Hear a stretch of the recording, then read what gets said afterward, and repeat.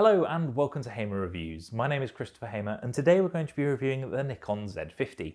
Now I've actually had my Z50 for almost a year, but I thought it would be about time I got round to reviewing it because it's a great little camera and I think it's gone a little bit under the radar when it comes to Nikon Z system.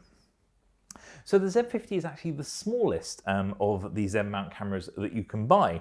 It has a lot of the guts of the Nikon D500, which was actually a pro level camera that came out 4 or 5 years ago, and it has sort of upgraded versions of that technology. So I think this is actually a very interesting camera.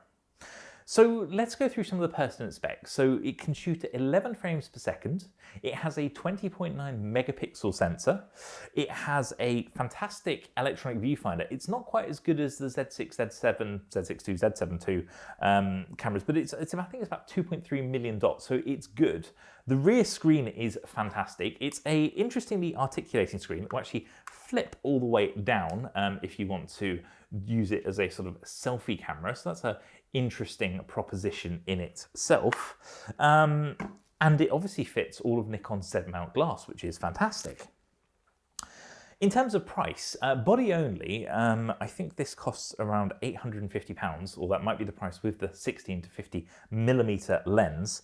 Then it goes up to £1,200 to get the 2 lens kits. That gets you the 16 to 50 millimeter lens and the 50 to 250 millimeter lens. And then there's a kit for about £1,100 or so, and that will get you a Z50 with the 16 to 50 millimeter lens and the Nikon F to Z adapter, which looks like this, which will allow you to use all of Nikon's F mount glass.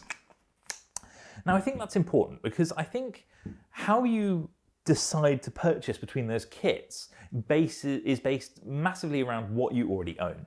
So if you already own F-mount lenses, especially if they're DX lenses, so lenses designed for cropped sensor cameras, so the aps-c Nikon cameras, so for instance a D500 or a D300, etc., D5000, then you're going to want to have a look at that kit that includes the F to Z, or just get it body only with the F to Z adapter. If, however, you're just starting out and you're buying your first mirrorless camera, I'd really suggest going for the kit with the 16 to 50 millimeter lens and the 50 to 250 millimeter lens, because that gives you a lot of scope for actually, I think, a pretty good price. I actually didn't buy mine new. I bought it off eBay for about £550 last year, and I was pretty pleased with that. I didn't need those DX lenses because I know that I'm going to use this mostly for video and for nature photography, and I already had the lenses I wanted to use for that. So the lens that stays on this most, is currently mounted on here, is the 35mm 1.8s. Now it is a full frame lens, but it gives you a fantastic roughly 50mm focal length, that lovely 1.8 aperture, and it's beautifully sharp. So this is a great combination for video shooters. And actually that takes me on to video. This will shoot 4K 30p video. Don't get me wrong, it's not 4K 60, but I think that's pretty good from a little camera like this. Yes, it is 8-bit in terms of quality, but the video quality in this is very good, and I think people would struggle to tell the difference between videos I've shot with the Z6 versus the Z50. In fact, if you see the Z6 in any of my videos, you will know it's probably being shot with the Z50, so bear that in mind. It doesn't have a top LCD in terms of controls. That's not a real issue. It's one of those things that comes with smaller cameras, though you do have a lovely dial which allows you to switch between the various shooting modes from fully auto to fully manual, including 2 custom presets. You also have a lovely toggle right on top of the camera to switch between photography and video modes, which I really like. You have a dedicated record button alongside the shutter button, as well as all the usual switches such as ISO, exposure compensation, and even function 1 and function 2 to the side of the lens, which I think is a nice touch that Nikon included those. The camera does have a mic input, so that's great if you're shooting video, but unfortunately no headphone output, so that's one of those things with this kind of camera. It does have micro USB rather than USB-C. Nikon cheaped out, they should have put USB-C in this. It's a bit of a shame, but it can be charged over micro USB, so I haven't actually really used the charger for this camera that comes with it. I just plug it into a micro USB cable and my various power adapters and it charges that way. The batteries we should probably cover off.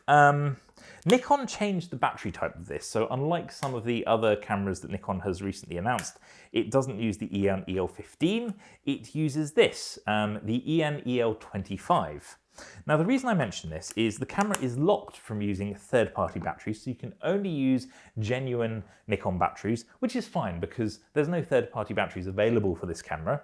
And to add insult to injury, getting an EN EL25 at the moment is very difficult in itself. I'm very lucky to have two of them, but if you try and find one at the moment, you're really going to struggle, and that's a bit of a shame. And this all brings me to ergonomics. It feels good in the hand. It's a smaller camera, so bear that in mind, but it means it's lighter and you can mount it with some rather large glass and it still feels all right. So I have here the Nikon 70-200 2.8S, so the Z mount 70-200. And even with that mounted on this, it's actually a really nice combination. It feels good in the hand. It's still relatively well balanced. And it's a nice combination. This is a great lens and camera. Obviously, I appreciate that the lens currently mounted on here costs almost 3 times as much as the camera's new price. So, you know, are many people going to use this with the 70-200? Probably not, which is why I brought along my F to Z adapter with the Nikon 70-300 4.5 to 5.6. This is the first AFS version, so it's not the AFP version, and it is designed for full frame cameras. So if I just mount this onto my Z50 and pop my lens caps back, always very important, I always suggest people do that. This is a fantastic combination. So this is fairly light. You've got the 70-300mm lens, so you have an equivalent focal length or field of view of a 450mm lens, which is great, and it'll get you some fantastic photographs. I really like this, the fact that you can use these older but still perfectly good f-mount lenses on a Z50 with the F to Z adapter, and they feel nice because this is quite a light lens already. This is a great combination for those that want to have sort of a budget intro into nature photography. That being said, one of the lenses I love using with this camera is the 200-500mm 5.6. The reason for that is that this will give you an equivalent focal length of roughly 700, or rather a field of view of a 750mm lens at 5.6, and it is magnificent. Twinned with the 11 frames per second that this camera is capable of, that is really good. Of course, that isn't to say that you're going to have the easiest time. The autofocus in this is good. It's nowhere near as good as the Z6 and Z6 II and Z7, Z7 II. It's usable, but the autofocus tracking isn't amazing. I usually use single point focus in this when I'm doing nature photography, just because I know I'm going to be able to catch the image better. It's not bad autofocus, it's just not quite as good as the Z6, Z6 II, and indeed looking at like the Sonys and the Canons, it's not up there either. But it's completely usable, and as some of the sample photos have shown, I've got some really nice photos with this combination. Other things I like about the camera is it has a built-in pop-up flash. I mean, none of the other Z-mount cameras have that, and it's quite nice to have occasionally. I would use it with an off-camera flash, but if you want to control some remotely, you could use that, so that's quite nice.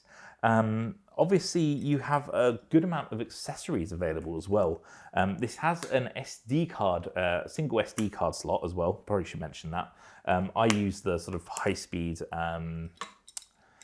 SanDisk ones, but other things you can get, for instance, is this small rig cage, which will fit on it and give this camera a slightly bigger grip. And I really recommend people that say, oh, you know, my hands are too big for this camera, to have a look at things like these grips. Actually, yeah, it is a small rig one. I was about to say this isn't a small rig one because I have some non-small rig ones, but this is. If I just quickly put this together, this gives you a slightly thicker grip. It also gives you some attachment points for additional accessories if you're shooting video, for instance, off-camera mic. You can attach that to this and some lights and so on, but it still allows for the screen to be flipped down. So that's quite a nice combination as well, the fact that Nikon have actually thought of that kind of thing.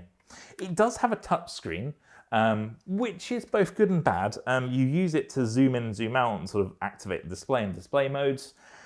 I'd rather they just put buttons in, to be honest. I guess they wanted to be funky and use a touchscreen, but it's useful to have it to go through the menu. The menu system is also very good and easy to use, and I like the fact that Nikon's carried over a lot of the menu traits from the Z6 and Z7 and Z5 into the Z50, so I can recommend that as well. I know I've just spattered a lot of information at you, but I think this camera is kind of underrated. If you pick one up used for about £500, I'd challenge you to find a better camera for that money. The picture quality is great because the sensor from the D500 is very good, and twinned with the processor they're using, low light performance, I think for a aps-c or DXI sensor is very, very good. The video is fantastic in good lighting, such as in like a studio environment, and it does have a micro HDMI output, so if you wanted to record with something like a Ninja 5, as much as you're not going to get that much better image quality, I have found the colors are slightly more accurate. When I shoot through the Ninja, I'm still trying to investigate why that's the case. I've had some odd sort of color tones on the skin when I shoot internally to the SD card, but using the Ninja, it gets rid of those. So overall, video quality is fantastic. You have all the settings you need. The EVF is really good. The AF, fine, it's not the best in terms of tracking, but it's still very good and very usable. And I think that 2-lens kit, I have used the 16 to 50 millimeter lens. I haven't used the 50 to 250, but I've heard good things about it. And I think anyone wanting to get into photography, that's everything you need. Like 16 millimeters to 250 millimeters on a DX size sensor is perfectly adequate for most situations. But even if you have lots of f-mount glass lying around, this f to z adapter with the 70 or 300 or any other of Nikon's lenses is a good way of bringing down costs. This 70 or 300 only cost me £90. Make sure you're subscribed to not miss out on that video. But yeah, there's some really great deals to be had on older AFS lenses.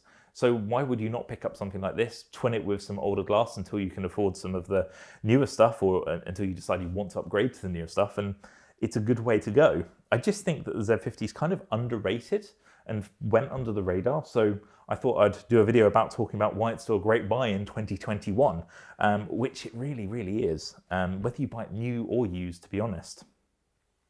So I hope you found this video useful. Hope it wasn't too rambly. If you have any questions about the Z50, pop them in the comments section. I'd happy to address those. Hopefully the sample photos helped. Watch some of my other videos, especially ones about the Z6 II, or things like the, I think the 7200 also featured the Z6 in the video, that was shot with the Z50, so you get an idea of what that's like too. So thank you very much for watching. Give this video a like, or indeed the other button if you enjoyed this video. If you haven't already, please do subscribe, and I hope to see you again next time. Thank you very much for watching. Goodbye.